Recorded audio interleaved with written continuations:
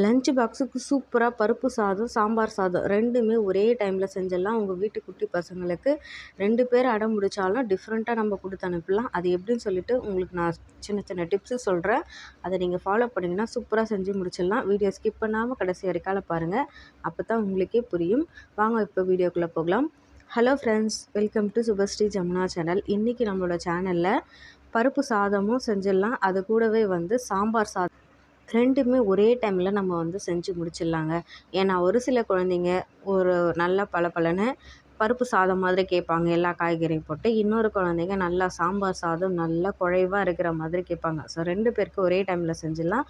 நான் சீரக சம்பா அரிசி 1 டம்ளரும் 1/2 டம்ளர் துவரம் பருப்பு எடுத்து நான் ஒரு நல்லா கழுவி ஒரு 1/2 மணி நேரம் ஊற வச்சுட்டேங்க.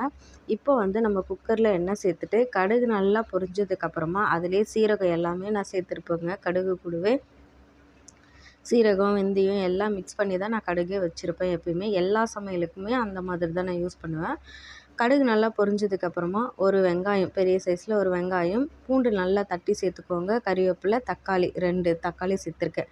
எல்லாமே சேர்த்துட்டு நல்லா இந்த மாதிரி எண்ணெய் பிரிஞ்சு அந்த தக்காளியோட பச்சை வாசனை போனதுக்கப்புறமா வீட்டில் அரைச்ச குழம்பு மிளகாத்தூள் தான் நான் சேர்த்துருக்கேன். வேறு எதையுமே நான் சேர்க்கல. அதுக்கப்புறமா கொஞ்சமாக சாம்பார் பொடி நல்லா வாசனையாக இருக்குங்க. அவ்வளோதான். நல்லா சேர்த்து மிக்ஸ் பண்ணிவிட்டு நம்மக்கிட்ட என்னென்ன காய் இருக்கோ எல்லாமே சேர்த்துக்கலாங்க. இந்த காய் தான் அப்படின்னலாம் ஒன்றுமே கிடையாது.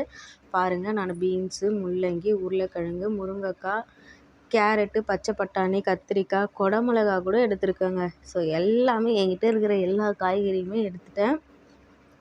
அவ்வளோதான், போட்டுக்கலாம். உங்கள்கிட்ட பீட்ரூட் இருந்தால் கூட போட்டுங்க. என்ன ஒன்று கலர் கொஞ்சம் ரெட்டாக இருக்கும், அவ்வளோதான். டேஸ்ட்டெல்லாம் சூப்பராக இருக்குங்க.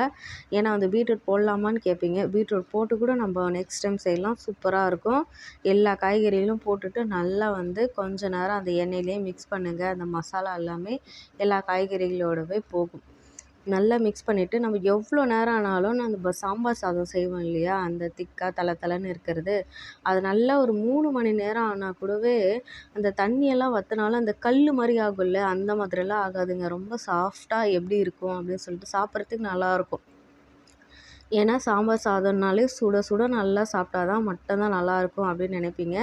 இது கொஞ்சம் ஆறி டைம் ஆகிடுச்சு, நம்மளால் சாப்பிட முடியாமல் இப்போ ஒரு சுச்சுவேஷன் வந்தாலுமே டேஸ்ட் சூப்பராக இருக்கும். அது எப்படின்னு தான் நான் உங்களுக்கு சொல்ல போகிறேன்.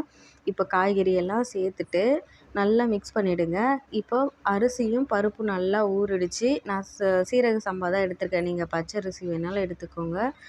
உங்களுக்கு எந்த அரிசி பிடிச்சிருக்கோ அதை எடுத்துக்கோங்க. ரொம்ப இது டேஸ்ட் நல்லாயிருக்கும் சீரக சம்பாவில். நான் 1 டம்ளருக்கு இப்போ 4 டம்ளர் அளவு தான் தண்ணி சேர்த்துருக்கேன். ஏன்னா நம்ம பருப்பு சாதமாக செய்யணுன்னா ஃபஸ்ட்டு 4 டம்ளர் தண்ணி மட்டும் சேர்த்துக்கோங்க.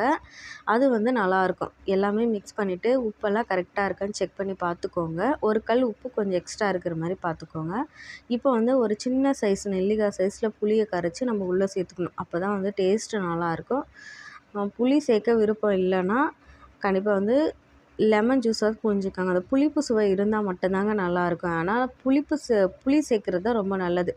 இதை அப்படியே மிக்ஸ் பண்ணி நான் ஒரு 5 விசில் வேக விட்டு எடுத்துக்கிட்டேன். அப்போ தான் அந்த பருப்பு சாதமாக கூட நல்லாயிருக்கும். பாருங்கள், இது பருப்பு சாதம். அப்படியே கிளறினோம்னா நமக்கு அந்த குழையாது. அந்த பருப்பு சாதம் பாருங்கள் கொஞ்சம் பளபளன்னு, ஆனால் கொஞ்சம் குழையாமல் அப்படியே இருக்குது பார்த்தீங்களா.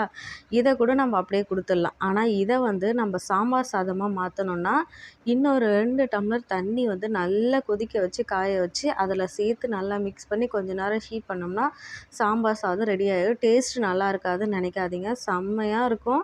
நான் அப்படி தாங்க பண்ணேன். அந்த தண்ணி சேர்க்குறது மட்டும் ஸ்கிப் ஆகிடுச்சு. இப்போ கடைசியாக தாளிப்புக்கு கடுகு, ஒரே ஒரு காஞ்ச மிளகாய், கறிவேப்பிலை சேர்த்துருக்கேன். பருப்பு சாதமாக இருந்தாலும் அதே மாதிரி தாளித்து கொட்டிக்கோங்க. மேலே கொஞ்சம் நெய்யை ஊற்றி சாப்பிட்டோம்னா சூப்பராக இருக்கும். எவ்வளோ நல்லா தளன்னு இருக்குது பார்த்தீங்களா. நான் சுபாக்கெல்லாம் சாப்பாடு கொடுத்துட்டு ஒரு 3:30 மணிக்கு தாங்க நான் அதை சாப்பிட்டேன். நான் 12 மணிக்கே செஞ்சு முடிச்சிட்டேன். ஸோ அந்த ஒரு சாஃப்ட்னஸ் அப்படியே தான் இருந்தது. நான் அதை அப்படியே கிண்ணத்தில் எடுத்து வச்சு பார்க்குற மாதிரிங்க. இது கூட பூண்டு ஊறுகாய், அப்பளம், அவ்வளோதாங்க. வேறு எதுவுமே தேவையில்லைங்க. செம்மையாக இருக்கும். சாம்பார் சாதத்துக்கு இதை விட வேறு காம்போ தேவையே இல்லைங்க. கண்டிப்பாக ட்ரை பண்ணி பாருங்கள், சூப்பராக இருக்கும். பிடிச்சிருந்தா சுபஸ்ரீ ஜமுனா சேனலை லைக் பண்ணி சப்போர்ட் பண்ணுங்கள்.